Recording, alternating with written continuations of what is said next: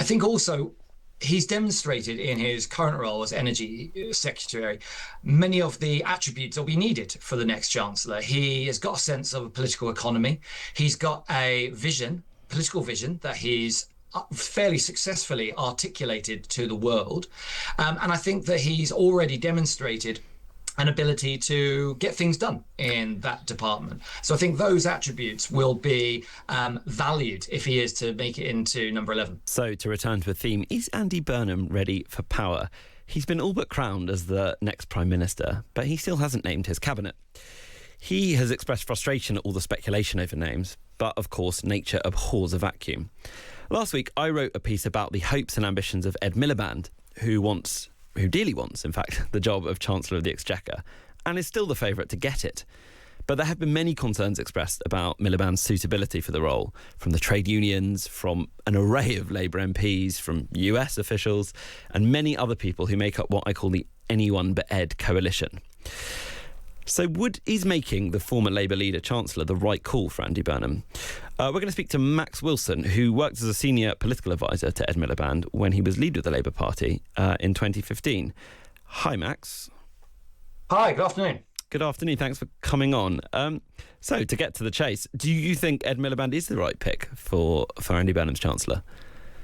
I think he very well could be. He's extremely well qualified.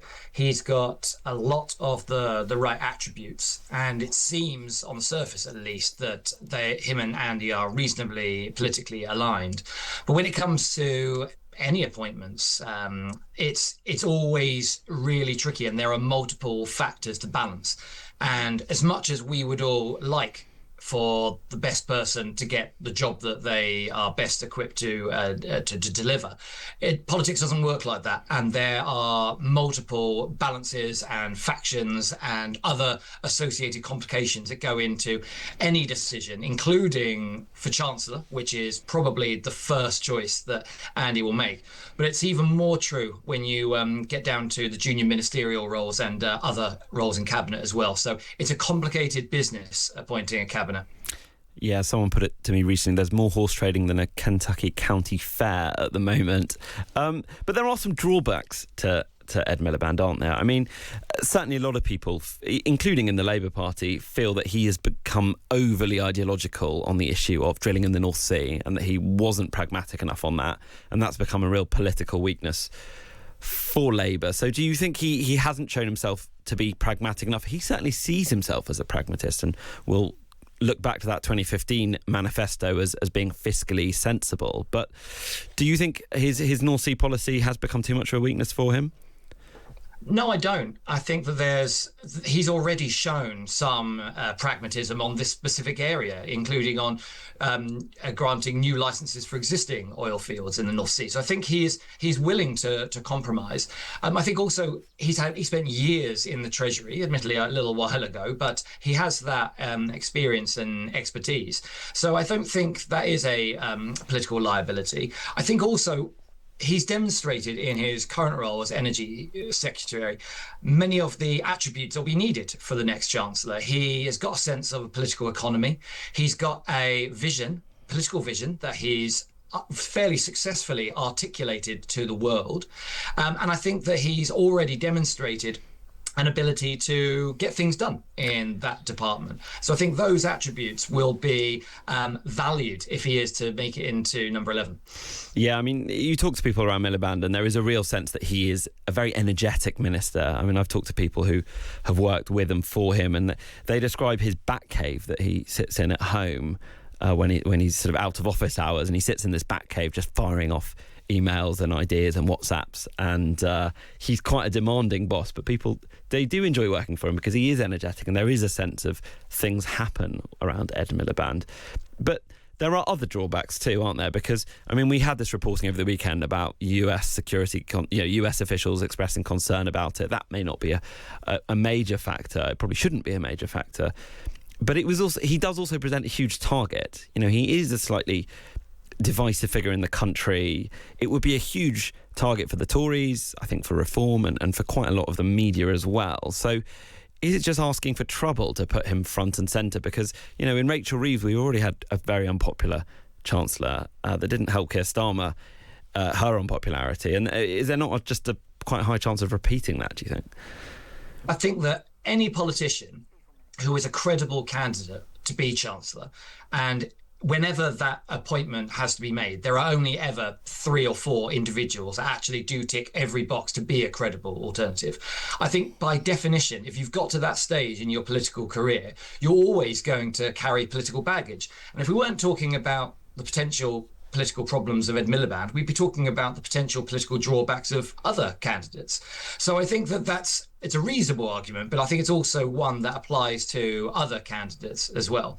And I think going back to my earlier point, though, I think that anyone can have a reasonable divergence on the political strategy and the political achievements of Ed Miliband as Energy Secretary.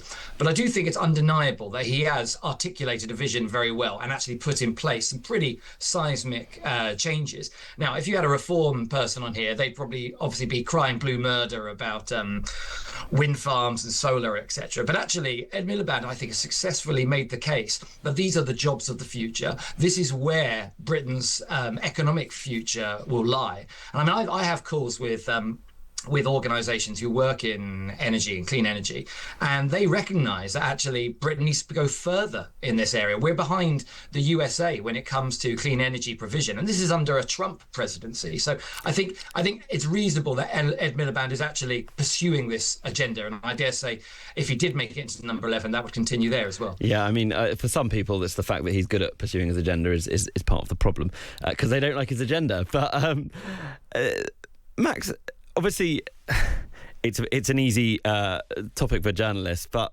there is this discussion of David Miliband coming back as well. There has been a sense put out by people around Ed Miliband that things are better between the brothers than they used to be. But what do you make of this idea of having them both back in the cabinet? I mean, there's been sort of griping that you might have more Milibands than women in great offices of state. Would it work? Would it be a recipe for disaster? I actually think it could work in one sense, because again, both of those figures are immensely qualified for the jobs that you are outlining there. But going back to my first point, politics ends up getting in the way of these sort of appointments. And when you shuffle one person in one direction, it causes a domino effect everywhere else, especially in the very top tier cabinet positions. And I do think politically within the Parliamentary Labour Party, there would be a problem if there were, as it were, more Milibands than women in the top positions. I think you've already seen some wariness from within the Women's Parliamentary Labour Party already. It shouldn't be underestimated what a powerful body this is. They recognise that there are some supremely talented women that many would feel got sidelined during the last 2 years, and they want to ensure that the best women, the best candidates are being made, and it's not just a rehash of the political dramas of 2010 or 2007. So I think that there is a risk there, and if Andy Burnham wants to make the strongest possible start as Prime Minister, then he's going to have to really up his political management game. And I think this appointment that we're talking about here is one of the most immediate but also most obvious political challenges coming up. And it's vital that he gets that right, or else he could be on the back foot pretty early on. Yeah, I mean, it's really, we will learn so much about his government when he makes this one decision, I think, about Chancellor. Just very quickly, Max, I mean, what do you think it would mean to Ed Miliband after 30 years in politics, having learnt his trade at the Treasury with Gordon Brown? What would it mean to him to become Chancellor, do you think? I'm sure it would mean the world to him. I'm sure it would be, his dream position, as it were. I've had no doubt that he wants this job, and I think he would be very well qualified for it. But unfortunately, there's only one person who knows for sure whether he's going to get it or not. Yeah, it's that 1 square foot of real estate in Andy Burnham's head. Thank you very much, Max. That was Max Wilson, who was a senior advisor to Ed Miliband when he was leader of the Labour Party in 2015.